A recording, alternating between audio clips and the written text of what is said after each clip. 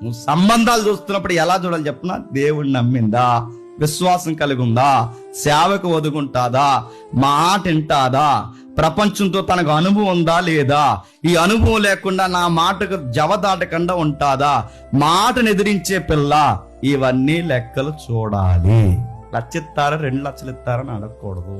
దేవుని లక్షణాలు ఉన్నాయా లేదా, నా కోసం ఆలోచన కలిగి ఉంటుందా, నా మాట చేత ఉండమంటే ఉంటుందా, కూర్చోమంటే కూర్చుంటుందా, వెళ్ళమంటే వెళతాదా, ఆగిపోమంటే ఆగిపోతాదా, నా దేవుని సేవకు అడ్డొస్తాదా అడ్డు రాదా, నాలాంటి పిచ్చే ఉందా లేదా, ఈ లెక్కలు ఉండాలి. ఒకవేళ ఎప్పటి వరకు మీ భార్య మనకి లేకపోతే ఈ లెక్కలు దగ్గరుండి నేర్పించండి, లేకపోతే మీకు కూడా అవుద్ది.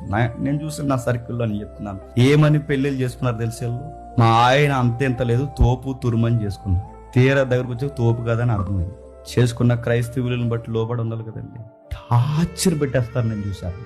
కంపేర్ చేస్తారు. ఏమని తెలుసా, నువ్వెందుకు ఎదగట్లేదు, నువ్వెందుకు అలా ఉండట్లేదు, నువ్వెందుకు ఎలా ఉండిపోయావు, నువ్వు డబ్బులు సంపాదించడమేంటి, నువ్వు కారు కొనవేంటి, నువ్వు లది చేయబెట్టి, నువ్వు ఇది చేయబెట్టి, ఎందుకు పక్క వ్యక్తులతో నీ భర్తని కంపేర్ చేస్తున్నావు?